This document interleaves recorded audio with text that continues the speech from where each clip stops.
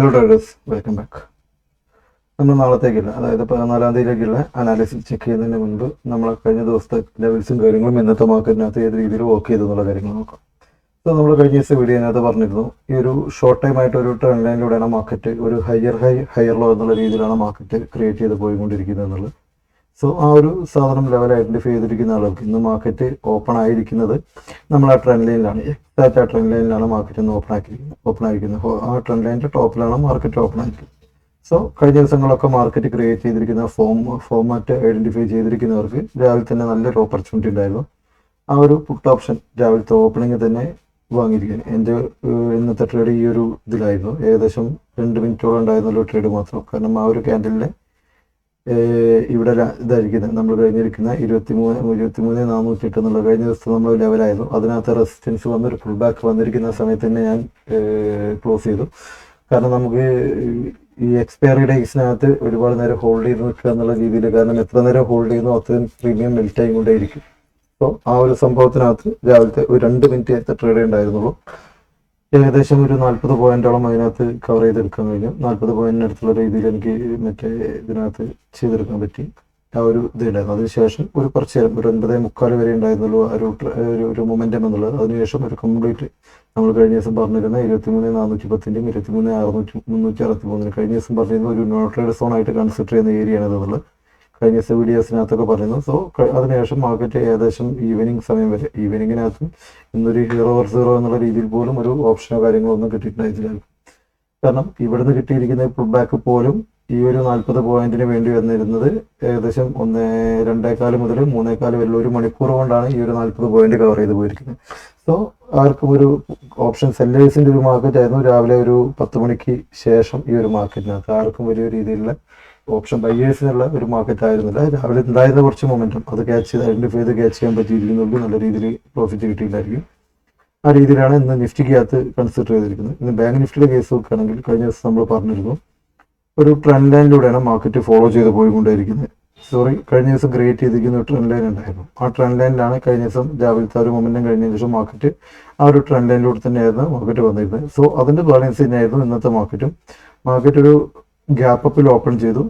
അതിനുശേഷം മാർക്കറ്റ് നേരെ വന്നിരിക്കുന്നത് നമ്മുടെ ആ ട്രെൻഡ് ലൈനിലേക്ക് നോക്കിക്കഴിഞ്ഞാൽ കാണുന്നു. കഴിഞ്ഞ ദിവസം നമ്മൾ ഡ്രോ ചെയ്തിരുന്ന ആ ഒരു ട്രെൻഡ് ലൈനിലേക്കാണ് മാർക്കറ്റ് നേരെ വന്നിരിക്കുന്നത്.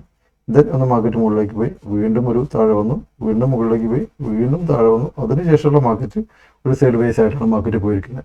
അതൊരു കുറേ നേരം നമുക്ക് നമ്മൾ നോ ട്രേഡ് സോൺ ആയിട്ട് കരുതുന്ന 50,049 935 ഇടയിലായിരുന്നു ഒരു 1.5 മണിക്കൂർ നേരം. അതൊരു ആർക്കൊരു ഓപ്പർച്യൂണിറ്റിയോ കാര്യങ്ങളോ കിട്ടാൻ ഒരു അധികം ചാൻസ് ഇല്ല. പക്ഷെ അതിന് ശേഷമുള്ള മാർക്കറ്റ് ആണെച്ചാലും വലിയൊരു മൊമെന്റോ കാര്യമോ ഒന്നും കിട്ടാത്ത രീതിയിൽ ഒരു വലിയൊരു ഒന്നും ചെയ്യാൻ പറ്റുന്ന രീതിയിലുള്ള ഒരു മാർക്കറ്റ് ആയതുകൊണ്ട് രാവിലെ ഉള്ള സംഭവങ്ങൾ നമുക്ക് അത് ഐഡന്റിഫൈ ചെയ്യാൻ പറ്റിയിരുന്നെങ്കിൽ ഈ ഒരു ട്രെൻഡ് ലൈൻ എന്നുള്ള കാര്യം കൺസിഡർ ചെയ്തിരുന്ന ആളുകൾക്കാണെങ്കിൽ പോലും അത്യാവശ്യം നല്ല രീതിയിലൊരു ട്രേഡ് എടുക്കായിരുന്നു. മാർക്കറ്റ് രാവിലെ ഐഡന്റിഫൈ ചെയ്യാൻ പറ്റാത്തവർക്ക് ഈ ഒരു ട്രെൻഡ് ലൈനിലേക്ക് വന്ന് സപ്പോർട്ട് എടുത്തിരിക്കുന്ന സമയത്ത് ഇവിടെ ക്രിയേറ്റ് ചെയ്തിരിക്കുന്ന ഈ ഒരു ലാൻഡ് ചെയ്തതിനു ശേഷം ക്രിയേറ്റ് ചെയ്തിരിക്കുന്ന ഈ ഒരു ക്യാൻഡിൽ ഐഡന്റിഫൈ ചെയ്തിരിക്കുന്നവർക്ക് ഈ ഒരു ക്യാൻഡിലിനകത്ത്, അതായത് 9:51 ക്രിയേറ്റ് ചെയ്തിരിക്കുന്ന ഈ ഒരു ക്യാൻഡിൽ ഐഡന്റിഫൈ ചെയ്തിരിക്കുന്നവർക്കാണെങ്കിൽ അവിടുന്ന് ഒരു കോൾ ഓപ്ഷൻ ബൈ ചെയ്തിട്ടുണ്ടായിരുന്നെങ്കിൽ ഏകദേശം 147-150 പോയിന്റോളം ആ ഒരു അതിനുശേഷം മാർക്കറ്റ് മുകളിലേക്ക് പോയിരുന്നു. സോ തൊട്ട് മുകളിലുള്ള ആ ഒരു ലെവൽ ഇതാക്കുകയാണെങ്കിൽ പോലും ഒരു 75 പോയിന്റൊക്കെ നമുക്ക് പ്രീമിയത്തിനകത്ത് കിട്ടുന്ന രീതിയിൽ ചെയ്തെടുക്കാമായിരുന്നു. ശേഷം ഉണ്ടായിരുന്ന മാർക്കറ്റിനകത്തൊന്നും ചെയ്യാൻ പറ്റുന്ന രീതിയിലായിരുന്നില്ല. എന്നാലും കഴിഞ്ഞ ദിവസം നമ്മൾ കണ്ടിരുന്ന ലെവൽസും കാര്യങ്ങളും കൺസിഡർ ചെയ്തുകൊണ്ട് തന്നെയാണ് മാർക്കറ്റ് പോയിരിക്കുന്നത്. നമ്മൾ ഡ്രോ ചെയ്ത് 50,098 ആദ്യത്തെ റെസിസ്റ്റൻസ് വന്നിരിക്കുന്നത്, സപ്പോർട്ട് വന്നിരിക്കുന്നത് നോക്കാം. അവിടെയാണ് ആദ്യമായിട്ട് റെസിസ്റ്റൻസ് സപ്പോർട്ട് വന്നിരിക്കുന്നത്. സപ്പോർട്ട് വന്നിരിക്കുന്ന ഈ ട്രെൻഡ് ലൈനിനകത്താണ്. 2-3 തവണ ആ ട്രെൻഡ് ലൈനകത്ത് സപ്പോർട്ട് വന്നു. അതിനുശേഷമാണ് നമ്മുടെ ഈ ലെവൽസിനകത്ത് 50,000 റെസിസ്റ്റൻസ് ബേസ് ആയിട്ടാണ് ഒരു 2-3 തവണ വന്നിരിക്കുന്നത്. ഒരു സെറ്റ് ബേസ് ആയിരുന്നു മാർക്കറ്റ്. സോ നമ്മുടെ ലെവൽസിനകത്ത് ആ ഒരു നമ്മൾ മാർക്ക് ചെയ്ത് വെച്ചിരിക്കുന്ന ലെവലിലൂടെ തന്നെയാണ് ഇന്നും മാർക്കറ്റ് ഫോളോ ചെയ്ത് പോയിരിക്കുന്നത്. സോ നാളത്തേക്ക് ഏത് രീതിയിലാണെന്നുള്ള ട്രേഡ്സിന്റെ പ്ലാൻസും കാര്യങ്ങളൊക്കെ നമുക്കൊന്ന് കൺസിഡർ ചെയ്യാം. നിഫ്റ്റിയുടെ കേസ് നോക്കുന്ന സമയത്ത് നമുക്ക് നിഫ്റ്റി കഴിഞ്ഞ കുറച്ച് ദിവസങ്ങളായിട്ട് ഒരു ഹയർ ലോ ഫോർമാറ്റിലാണ് പോകുന്നതെന്ന് പറഞ്ഞത്. സോ നമുക്ക് നാളത്തെ കേസിലും ആ ഒരു രീതിയിലാണ് ചെയ്തത്. നോർമൽ ഈ ഒരു ഏരിയ ഒരു നോ ട്രേഡ് സോൺ ആയിട്ടാണ് കൺസിഡർ ചെയ്യുന്നത്. കാരണം ഇതിനകത്ത് എടുക്കുന്ന ട്രേഡ് നമുക്കൊരു റെസിസ്റ്റൻസ് സപ്പോർട്ട് എന്നുള്ള രീതിയിൽ പറയാൻ പറ്റില്ല. കാരണം ഇതിനകത്തൊക്കെ ഇടയ്ക്കിടയ്ക്ക് പല ഏരിയയിലും സപ്പോർട്ട് റെസിസ്റ്റൻസ് ഒക്കെ എടുത്തിട്ട് മാർക്കറ്റ് താഴേക്കും മുകളിലേക്കും പോകുന്നുണ്ട്. സോ ചെറിയൊരു പ്രീമിയം മാത്രമേ കിട്ടാനുള്ളൂ. അതിനകത്തൊരു 40 പോയിന്റ് 50 പോയിന്റിന്റെ പ്രീമിയം അതിനകത്ത് നമ്മൾ എടുത്തു കഴിഞ്ഞാൽ നമുക്കത് ടാർഗറ്റ് അച്ചീവ് ചെയ്ത് കിട്ടിക്കോളുന്നില്ല. സോ നമ്മളൊരു നോർമൽ എന്നുള്ള രീതിയിൽ, കാരണം ഒരു ന്യൂട്രൽ ഓപ്പണിങ്ങോ ഗ്യാപ്പ് ഡൗൺ ഓപ്പണിങ്ങോ വരികയാണെങ്കിൽ, ഇവിടെയോ അല്ലെങ്കിൽ ഇതിന് താഴെ വരികയാണെങ്കിൽ, ഈ ഒരു ട്രെൻഡ് ലൈൻ നമുക്ക് ഇമ്പോർട്ടൻ്റ് ആണ്.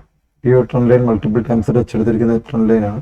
സോ ഈ ഒരു ട്രെൻഡ് ലൈനകത്ത് സപ്പോർട്ട് എടുക്കുന്ന സമയത്ത് അവിടെ ക്രിയേറ്റ് ചെയ്യുന്ന ഒരു ക്യാൻഡിലിന്റെ പാറ്റേണിനനുസരിച്ച് ഒരു കോൾ ഓപ്ഷൻ എന്നുള്ള രീതിയിലാണ് ഞാൻ കൺസിഡർ ചെയ്യുന്നത്. നാളെ ഇവിടുന്ന് ഒരു ഓപ്പണിംഗ് വന്നു, ഒരു ന്യൂട്രൽ ഓപ്പണിംഗ് ആണോ ഗ്യാപ് ഡൗൺ ഓപ്പണിംഗോ, ഇതിനകത്ത് സപ്പോർട്ട് എടുക്കുന്ന സമയത്ത് ഒരു കോൾ ഓപ്ഷൻ എന്നുള്ള രീതിയിൽ. അതല്ലെങ്കിൽ നമുക്ക് മാർക്കറ്റ് ഒരു രാവിലത്തെ കുറച്ച് നേരം സൈഡ് വേസ് ഒക്കെ വന്നതിന് ശേഷം ഈ ഒരു പോയിന്റ്, എക്സാക്ട്ലി ഈ ഒരു പോയിന്റ്, ഈ ഒരു ട്രെൻഡ് ലൈനും നമ്മളൊരു ഇമ്പോർട്ടൻറ്റ് സോണും 23,363 എന്നുള്ള സോണും കൂടി വരുന്ന ഒരു ഏരിയക്കകത്താണ് വരുന്നത്. ഇവിടെ ഒരു ഹൈ ചാൻസ് ആണ് മാർക്കറ്റ് റിട്ടേൺ ആവാൻ വേണ്ടിയിട്ട്. ഈ ഒരു രീതിയിൽ വരികയാണെങ്കിൽ ഒരു കോൾ ഓപ്ഷൻ എന്നുള്ള രീതിയിൽ, അല്ലെങ്കിൽ രാവിലത്തെ കുറച്ച് നേരമൊക്കെ മാർക്കറ്റ് ഈ ഒരു രീതിയിൽ കൺസോൾട്ടേറ്റ് ചെയ്തതിന് ശേഷമായിരിക്കും അവിടെ എത്തുക. അല്ലെങ്കിൽ ഈ ഒരു രണ്ട് രീതിയിലാണെന്ന് വെച്ചാൽ ട്രെൻഡ് ലൈനാണ് ഞാൻ ആദ്യത്തെ സപ്പോർട്ട് എന്നുള്ള രീതിയിൽ കാണുന്നത്. അവിടെ സപ്പോർട്ട് എടുക്കുമ്പോൾ ക്രിയേറ്റ് ചെയ്യുന്ന ക്യാൻഡിൽസിനനുസരിച്ച് ഒരു കോൾ ഓപ്ഷൻ എന്നുള്ള രീതിയിലാണ് പോകുന്നത്.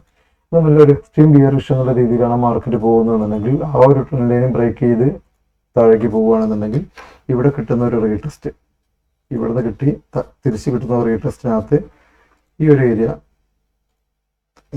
നമുക്ക് ഒരു ഇമ്പോർട്ടൻറ്റ് സോൺ എന്നുള്ള രീതിയിലാണ് ഞാൻ കാണുന്നത്. ഇവിടെ നിന്ന് ഒരു താഴേക്ക് എന്നുള്ള രീതിയിൽ ഇതൊരു ഇമ്പോർട്ടൻറ്റ് സോണാണ്. മൾട്ടിപ്പിൾ കഴിഞ്ഞ കുറേ മാസങ്ങളോളായിട്ട് മാർക്കറ്റ് റെസ്പെക്ട് ചെയ്ത് പോകുന്ന ട്രെൻഡ് ലൈനാണ്. സോ ഈ ഒരു ഷോർട്ട് ടൈമിൽ ക്രിയേറ്റ് ചെയ്തിരിക്കുന്ന ട്രെൻഡ് ലൈൻ ബ്രേക്ക് ചെയ്ത് അതിനകത്ത് റീടെസ്റ്റ് കിട്ടുകയാണെന്നുണ്ടെങ്കിൽ, ക്രിയേറ്റ് ചെയ്യുന്ന കാൻഡിൽസും കാര്യങ്ങളും കൺസിഡർ ചെയ്തുകൊണ്ട് തൊട്ട് താഴെയുള്ള ഒരു ലോങ് ടൈമിനകത്ത് റെസിസ്റ്റൻസ് ആയിട്ട് ഫേസ് ചെയ്ത് പോകുന്നിരിക്കുന്ന ആ ഒരു ട്രെൻഡ് ലൈൻ സപ്പോർട്ടായിട്ട് ഫസ്റ്റ് ടാർഗറ്റ് വെച്ചിട്ട് കാര്യങ്ങളായിട്ട് ആ ട്രെൻഡ് ലൈൻ ബ്രേക്ക് ചെയ്ത് താഴെ പോകുക എന്നുള്ള സീൻസ് ഇല്ല. അത്രയേ ടാർഗറ്റ് കാണുന്നുള്ളൂ. കാരണം ഒരു ഇമ്പോർട്ടൻറ്റ് സോൺ ആയതുകൊണ്ട് അത്രയേ ഞാൻ കൺസിഡർ ചെയ്യുന്നുള്ളൂ. സോ ഗ്യാപ് ഡൗൺ ഓപ്പണിംഗ് എന്നുള്ള gap down or neutral opening എന്നുള്ള രീതിയിൽ അത് തന്നെയാണ് കൺസിഡർ ചെയ്യുന്നത്. ഒരു ഗ്യാപ്പ് അപ്പ് ഓപ്പണിംഗ് ആണെങ്കിൽ പോലും ഇന്നത്തെ ക്ലോസിംഗ് ഏരിയ, അല്ലെങ്കിൽ ഇന്ന് മൾട്ടിപ്പിൾ ടൈംസ് റെസിസ്റ്റൻസ് എടുത്തിരിക്കുന്ന 23,410 ഒരു ഗ്യാപ്പ് അപ്പ് ഓപ്പണിംഗ് ആണെന്ന് കരുതാം. ഗ്യാപ്പ് അപ്പ് ഓപ്പണിംഗ് ആണെങ്കിൽ പോലും ഇത് ഒരു റെസിസ്റ്റൻസ് ആക്കി എടുത്തിട്ട് അവിടെ ക്രിയേറ്റ് ചെയ്യുന്ന കാൻഡിൽസ് ആണ്, കാൻഡിൽസ്റ്റിക് പാറ്റേൺ ആണ് ഒരു കോൾ ഓപ്ഷൻ എന്നുള്ള രീതിയിൽ ഞാൻ കൺസിഡർ ചെയ്യുള്ളൂ. കാരണം ഇതിന് താഴേക്ക്, കാരണം മാർക്കറ്റിന്റെ ഒരു സ്ട്രക്ചർ എങ്ങനെയാണ്, ഹയർ ഹൈ ഹയർ ലോ എന്നുള്ളത്. സോ ഇന്നൊരു ഹയർ ലോ ആണ് ക്രിയേറ്റ് ചെയ്തിരിക്കുന്നത്. ഇതിന്റെ താഴെ ഈ ഒരു റെസിസ്റ്റൻസിനകത്ത് തട്ടിക്കഴിഞ്ഞാലും ഹയർ ലോ തന്നെയാണ്. സോ ഇവിടെ ക്രിയേറ്റ് ചെയ്യുന്ന ഒരു കാൻഡിൽസിനകത്ത് ഒരു കോൾ ഓപ്ഷൻ എന്നുള്ള രീതിയിൽ പരിഗണിക്കാവുന്നതാണ്. ഓക്കെ, ഇത് പുട്ട് ഓപ്ഷൻ എന്നുള്ള രീതിയിൽ ട്രെൻഡ് ലൈൻ ബ്രേക്ക് ചെയ്താൽ മാത്രമേ ഞാൻ കൺസിഡർ ചെയ്യുന്നുള്ളൂ. സോ ബാങ്ക് നിഫ്റ്റിയുടെ കേസ് നോക്കുകയാണെങ്കിൽ, ബാങ്ക് നിഫ്റ്റിയുടെ കേസ് നോക്കുകയാണെങ്കിൽ, ബാങ്ക് നിഫ്റ്റി കഴിഞ്ഞ കുറച്ച് ദിവസങ്ങളായിട്ട് ഒരു റേഞ്ചിനകത്ത് കൂടി തന്നെയാണ് മാർക്കറ്റ് ട്രേഡ് ചെയ്ത് പോകുന്നത്. ഏകദേശം ഈ ഒരു റേഞ്ച് നോക്കുകയാണെങ്കിൽ ഏകദേശം ഒരു 740 പോയിന്റിന്റെ റേഞ്ചിലാണ് കഴിഞ്ഞ കുറച്ച് ദിവസം, ഒരു എന്താ പറയുക, 7-ാം തീയതി മുതലൊക്കെ ട്രേഡ് ചെയ്ത് പോകുന്നത്. 7-ാം തീയതി മുതൽ 13-ാം തീയതി വരെ റേഞ്ച് ട്രേഡ് ചെയ്ത് പോകുന്നത് ആ ഒരു റേഞ്ചിനകത്താണ്. സോ നാളത്തെ ഇതിനകത്തും ഒരു വലിയൊരു മൂവ്മെന്റ്സോ കാര്യങ്ങളോ, ഗ്യാപ് ഡൗൺ വളരെയധികം താഴേക്ക് പോകുക എന്നുള്ള സംഭവങ്ങൾ, ഗ്യാപ് ഡൗൺ ആയിട്ട് പോവുകയാണെങ്കിൽ തന്നെ ഈ ഒരു ട്രെൻഡ് ലൈൻ താഴേക്ക് നീട്ടി വരച്ചിരിക്കുന്ന ഈ ഒരു സംഭവത്തിനകത്ത് മാർക്കറ്റ് താഴെ വീഴുന്നുണ്ടെങ്കിൽ തന്നെ താഴേക്ക് വന്നിട്ട് ഇതുവരെ എത്തുന്ന രീതിയിലാണ് ഞാൻ കൺസിഡർ ചെയ്യുന്നത്. മാർക്കറ്റ് താഴേക്ക് ഒരു ന്യൂട്രൽ ഓപ്പണിങ്ങോ ഗ്യാപ് ഡൗൺ ഓപ്പണിംഗ് ആണെങ്കിൽ പോലും ഒന്നുകിൽ ഈ ഒരു ട്രെൻഡ് ലൈൻ മൾട്ടിപ്പിൾ ടൈംസ് സപ്പോർട്ടായിട്ട് വന്നിരിക്കുന്ന ട്രെൻഡ് ലൈൻ ഒരു ഏരിയയാണ് 49,641. ആ ഒരു സംഭവത്തിനകത്ത് ക്രിയേറ്റ് ചെയ്യുന്ന പാറ്റേൺസിനെ കൺസിഡർ ചെയ്ത് ഒരു കോൾ ഓപ്ഷൻ എന്നുള്ള രീതിയിലാണ് നടത്തുന്നത്. കോൾ ഓപ്ഷൻ ആണെങ്കിൽ തന്നെ ഫസ്റ്റ് ടാർഗറ്റ് 49,935 എന്നുള്ള രീതിയിൽ, അതിന് മുകളിലേക്ക് ഒരു ടാർഗറ്റ് കാണുന്നില്ല. സോ ചെറിയ ഏരിയാസ് ആണ്, കാരണം അതിന് മുകളിലേക്ക് ഏത് രീതിയിൽ മാർക്കറ്റ് റിയാക്ട് ചെയ്യുന്നുള്ളത് കൺസിഡർ ചെയ്യാൻ പറ്റില്ല. കാരണം കഴിഞ്ഞ കുറേ ദിവസങ്ങളായിട്ട് ചെറിയ പോയിന്റ്സിനകത്താണ് മാർക്കറ്റ് ട്രേഡ് ചെയ്തുകൊണ്ടിരിക്കുന്നത്.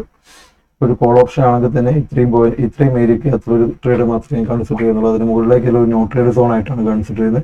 അതല്ലെങ്കിൽ മാർക്കറ്റ് ഗ്യാപ്പ് അപ്പിലൊക്കെ ഓപ്പൺ ചെയ്ത് ഇതിന് മുകളിലേക്ക് കയറണം. ഇതിന് മുകളിലേക്ക് കയറുകയാണെങ്കിൽ ഈ ഒരു ഏരിയ 50, ഈ ഒരു ട്രെൻഡ് ലൈൻ ലോങ് ടൈമിൽ ക്രിയേറ്റ് ചെയ്തിരിക്കുന്ന ഈ ഒരു ട്രെൻഡ് ലൈൻ റെസിസ്റ്റൻസ് ആവുന്ന രീതിയിൽ ഒരു ഫസ്റ്റ് ടാർഗറ്റ് എന്നുള്ള രീതിയിൽ ഒരു കോൾ ഓപ്ഷൻ എന്നുള്ള രീതിയിൽ കാണുന്നുള്ളൂ.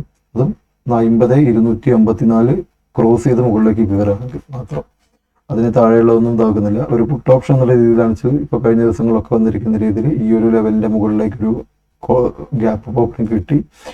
അത് ആ ഒരു ഏരിയ സസ്റ്റെയിൻ ചെയ്യാൻ പറ്റുന്നില്ല, താഴേക്ക് പോരുകയാണെങ്കിൽ ഇപ്പോൾ ഇന്ന് ക്രിയേറ്റ് ചെയ്തിരിക്കുന്ന ഈ ഒരു ഏരിയ ഫസ്റ്റ് ടാർഗറ്റ് വെച്ചുകൊണ്ട് 50,000 എന്നുള്ളത് ഫസ്റ്റ് ടാർഗറ്റ് വെച്ച് പുട്ട് ഓപ്ഷൻ എന്നുള്ള രീതിയിൽ കൺസിഡർ ചെയ്യും. ഈ ഒരു ഏരിയക്കകത്തൊക്കെ ഒരു ഗ്യാപ്പ് ഓപ്പണിംഗ് ആണെന്നുണ്ടെങ്കിൽ ഇതൊരു ഫസ്റ്റ് ടാർഗറ്റ് എന്നുള്ള രീതിയിൽ ഒരു പുട്ട് ഓപ്ഷൻ.